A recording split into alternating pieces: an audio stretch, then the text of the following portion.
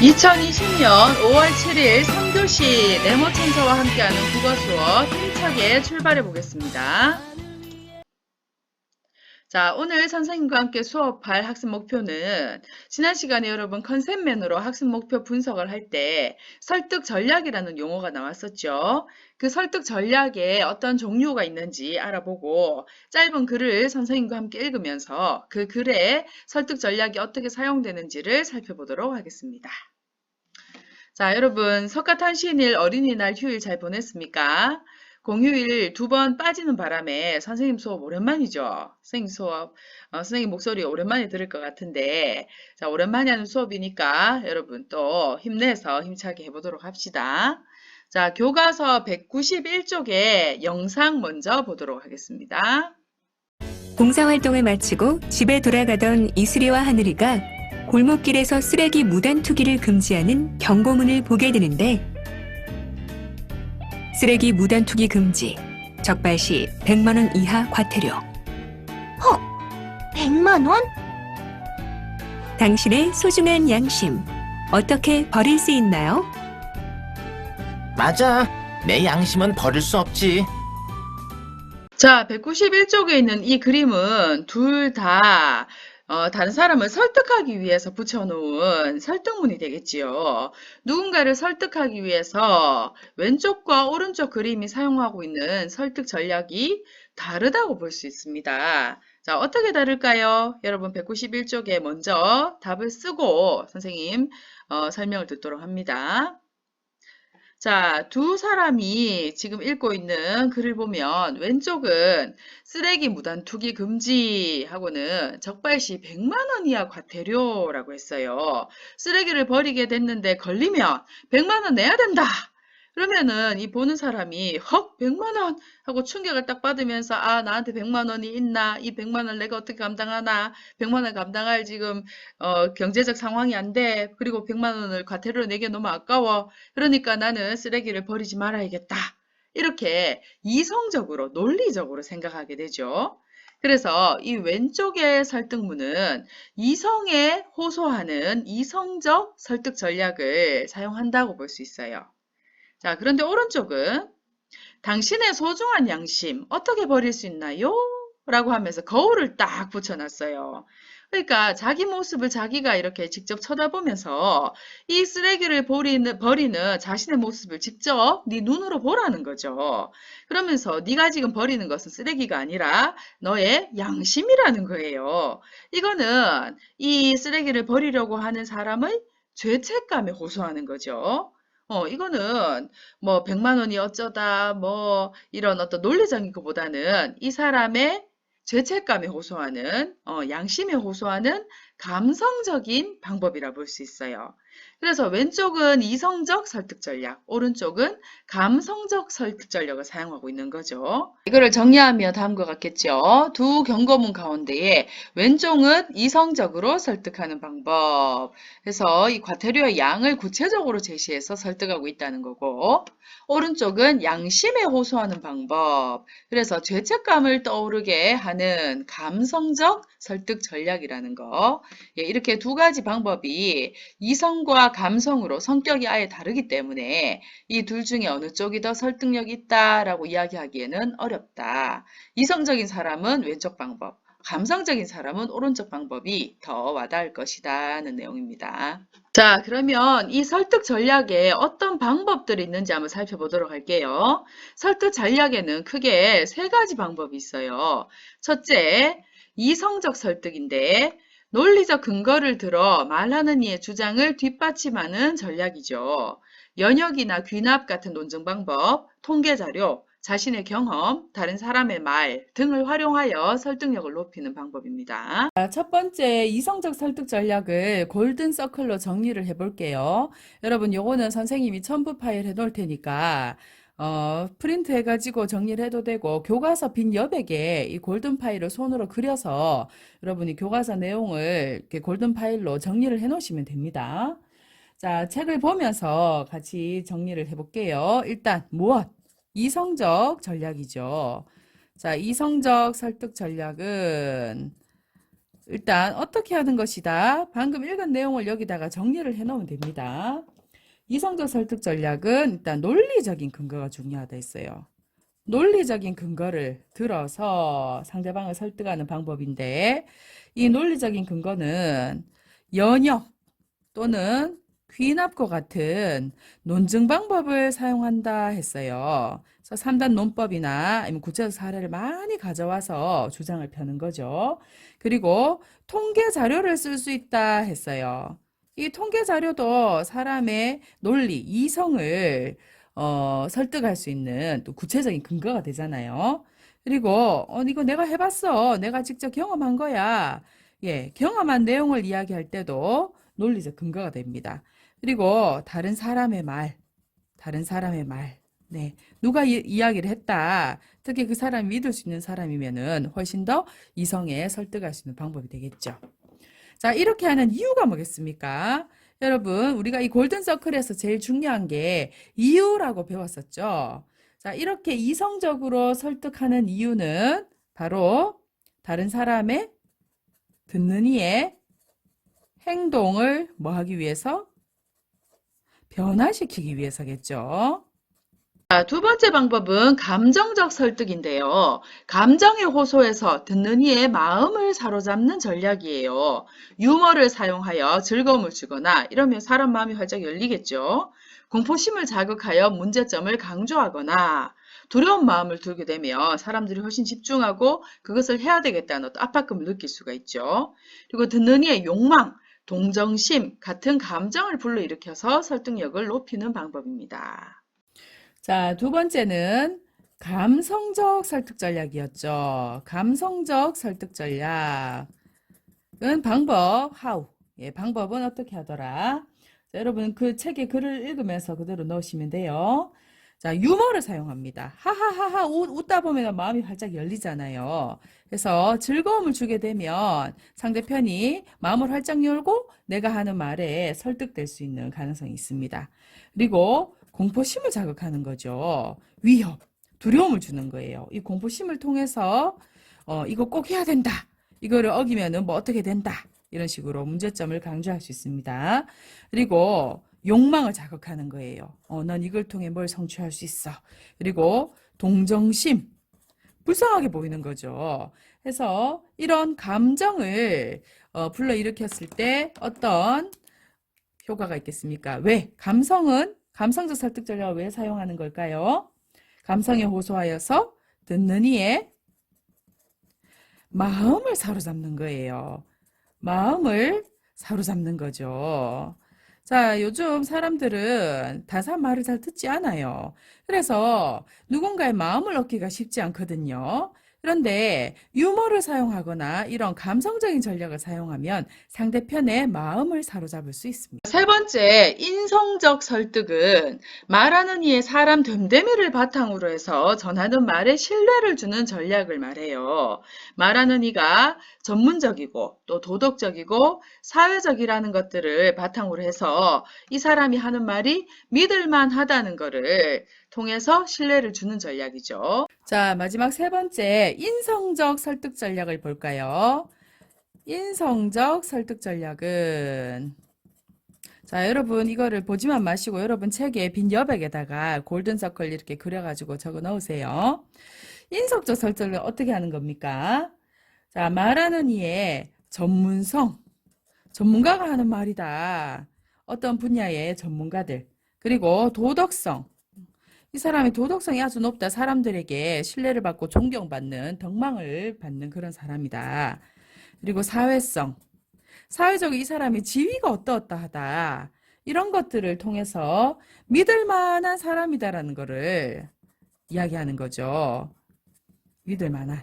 그래서 이 사람이 하는 이야기가 믿을 만하다라는 거를 바탕으로 해서 결국 궁극적인 why, 이유는 무엇일까요? 인성적인 설득을 하는 이유는 신뢰죠, 신뢰. 네. 신뢰를 얻기 위해서입니다. 자, 이렇게 세 가지 설득 전략을 살펴봤는데 이 세 가지 설득 전략이 구체적으로 글에서 어떻게 나타나는지를 선생님과 함께 살펴보도록 하겠습니다.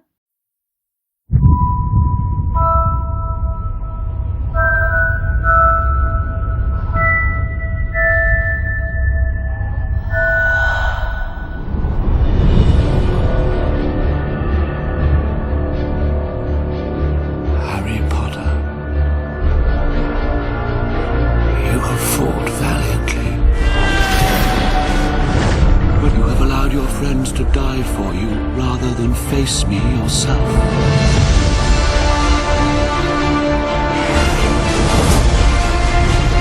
On this night, join me and confront your fate.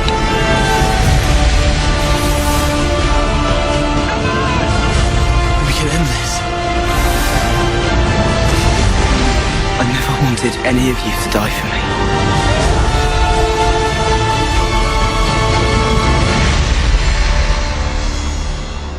Come on, Tom. Let's finish this the way we started. Together!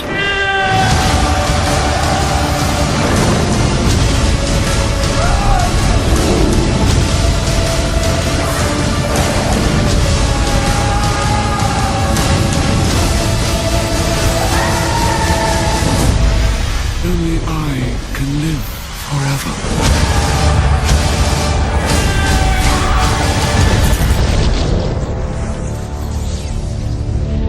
자, 방금 여러분이 본 짧은 영상은 유명한 해리포터 시리즈죠. 그 해리포터 시리즈를 쓴 작가가 누굽니까?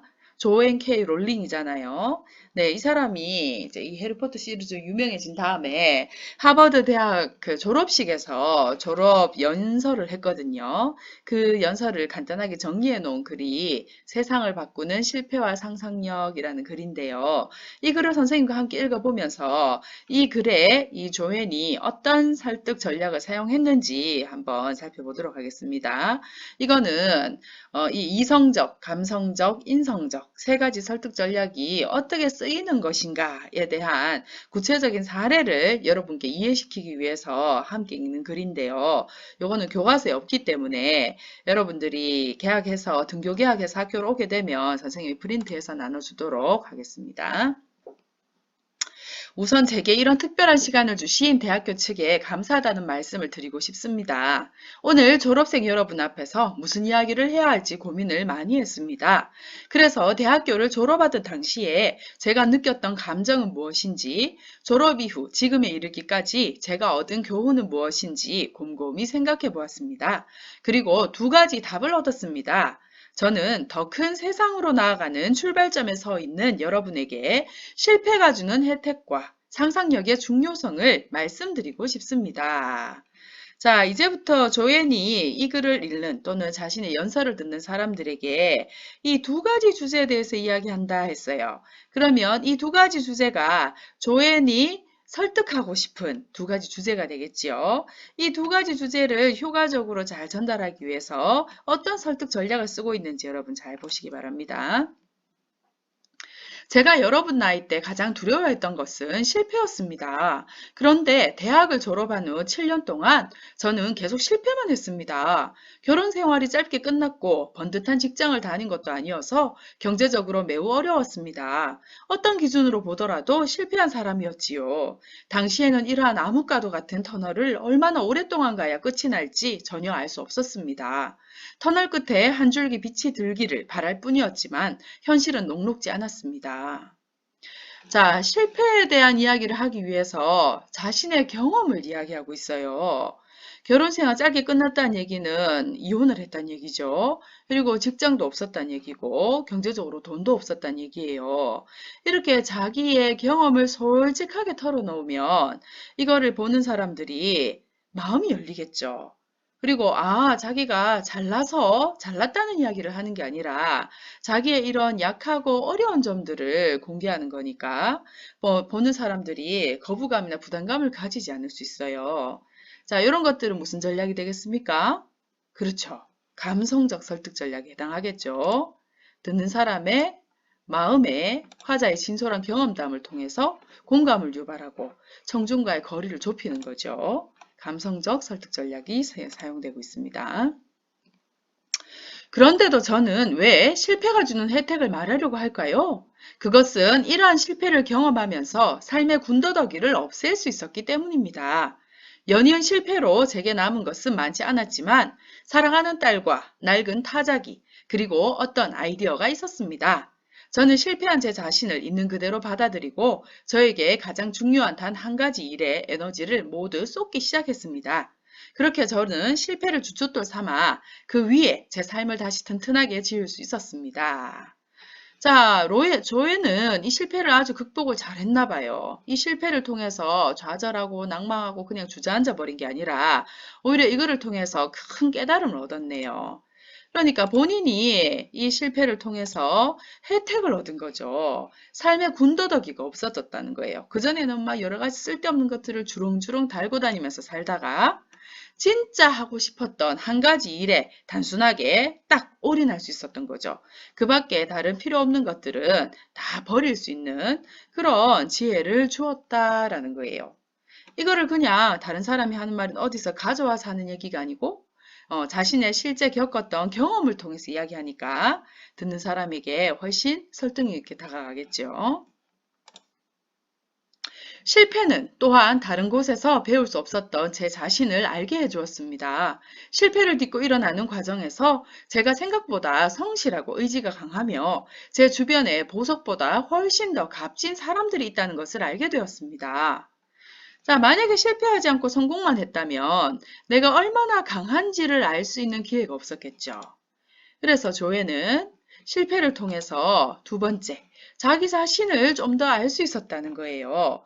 그리고 내 주변에 보석 같은 사람들이 있다는 것도 알게 된 거예요. 여러분, 성공을 할 때보다 실패를 했을 때 내 주변의 사람들이 정말 그 진심이 어떤지를 알 수가 있어요. 내가 성공할 때는 다 박수치고 내 옆에 있는 거를 좋아해요. 하지만 내가 실패했을 때도 내 주변에 남아있어 주겠느냐? 끝까지 나를 믿어주겠느냐? 그건 알 수 없는 일이죠. 그래서 오히려 실패를 통해서 내 주변에 있는 사람들이 진짜인지 아닌지를 판가름할 수 있는 그런 기회가 되는 것입니다. 또한 실패를 극복하며 강인하고 현명해지면 어떤 일이 있어도 헤쳐나갈 수 있다는 자신감이 생깁니다. 시련을 겪지 않으면 스스로가 얼마나 강한지, 가까이에 있는 사람이 얼마나 소중한지 알 수 없습니다. 저는 이 깨달음을 얻기까지 혹독한 대가를 치렀지만 이것은 매우 가치 있는 일이었습니다. 네, 실패로 인해서 세 번째, 어떤 일이 있어도 이 정도를 겪어냈기 때문에 앞으로는 어떤 일이 있어도 헤쳐나갈 수 있겠구나 자신감이 생긴다는 거예요. 여러분 굉장히 중요하죠. 우리가 살아가면서 자기 자신을 믿을 수 있다는 거 굉장히 중요하거든요. 대부분은 자신을 믿을 수 없어서 뭔가를 이렇게 확 힘있게 시작을 하지를 못해요. 그 사람이 자신감을 가지기까지 주변에서 많은 격려가 필요하고 또 본인이 이런 실패를 해친 경험이 많으면 많을수록 이 자신감을 가지기가 오히려 쉽습니다. 자, 이렇게 조앤이 자신의 경험 이야기를 계속하고 있는데요. 만약 타임머신을 타고 21살이던 때로 돌아간다면 제 자신에게 이렇게 말해주고 싶습니다. 뭔가를 얻고 성취하는 것이 삶의 전부가 아님을 깨달아야 비로소 행복할 수 있다고 말입니다. 삶은 때로는 우리 뜻대로 되지 않습니다. 그리고 아무것도 실패하지 않고 사는 것은 불가능합니다. 이 사실을 겸허히 받아들이면 그 어떤 고난도 이겨낼 수 있습니다. 라고 해서 일단 첫 번째 주제, 실패의 중요성에 대한 이야기를 마치고 있습니다. 자신의 경험을 바탕으로 해서 우리는 뭔가를 성취하고 성공하고 뭔가를 이루어내는 걸 중요하게 여기잖아요. 그런데 이것이 전부가 아니라는 거예요. 오히려 실패를 통해서 고난을 이겨내는 이 힘이 중요할 수 있다는 거죠. 자, 이렇게 자신의 삶의 경험을 바탕으로 해서 자기가 겪은 많은 에피소드들을 구체적인 사례로 제시해가지고 결국 이런 결론을 이끌어내고 있기 때문에 지금까지 읽었던 글은 귀납적 논증 방법으로 설득을 하고 있다라고 볼 수 있죠. 그래서 이런 방식들은 세 가지 설득 전략 중에 뭐에 해당하겠습니까? 그렇죠. 이성적 설득 전략. 그러면서 그 중간중간에 자신의 삶의 이야기를 공개함으로써 상대편에 공감을 얻고 하는 것은 감성적 설득 전략이 될 것이고 또 자기의 이야기를 통해서 자기가 직접 겪은 이야기를 통해서 사람들에게 신뢰감을 주고 있으니까 인성적 설득 전략도 함께 사용을 하고 있는 것이겠죠. 자, 조금만 더 읽어보겠습니다. 오늘 제가 하려는 두 번째 이야기로 상상력의 중요성을 꼽은 이유는 무엇일까요? 제가 삶을 다시 추스르는데 상상력이 큰 역할을 했기 때문일 거라고 여러분은 생각하실 겁니다. 예, 우리는 여러분 여기까지 들으면 다 뭐 생각합니까? 해리포터 시리즈 생각하죠. 맞아. 조앤이 해리포터 시리즈로 대박 나는 바람에 완전히 인생이 역전됐으니까 상상력이 중요하지. 그냥 우리는 그렇게 생각할 수 있잖아요. 그러나 그것이 다는 아닙니다. 제가 경험한 상상력의 가치는 더욱 넓은 의미의 가치입니다.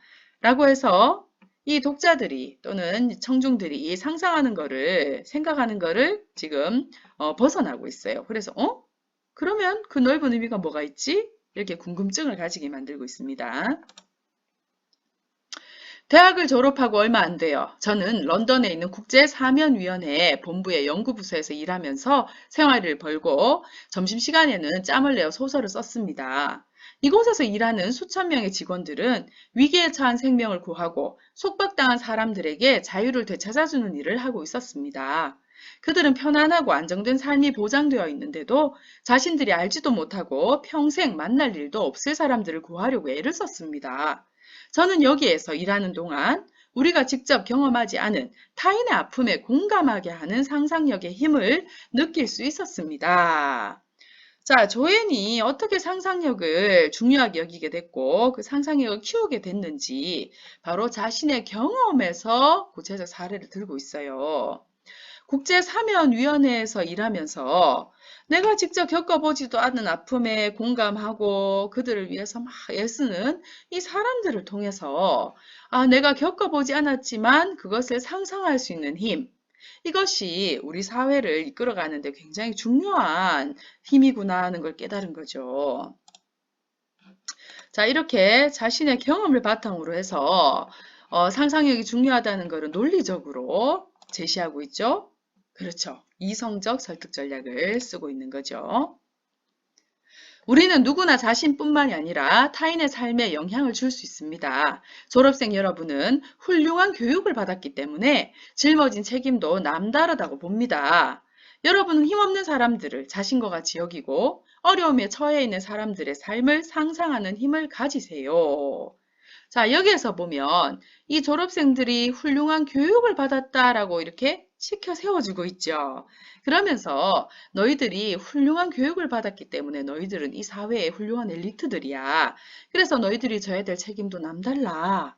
이렇게 이야기하고 있어요. 이 졸업생들의 자긍심에 호소하고 있는 거죠. 그리고 여러분의 힘과 영향력을 그들을 위해 사용해 주십시오. 세상을 바꾸는데 마법은 필요 없습니다. 우리의 마음속에는 이미 세상을 바꿀 힘이 있습니다. 우리는 더 나은 세상을 상상하고 만들 수 있는 힘이 있습니다.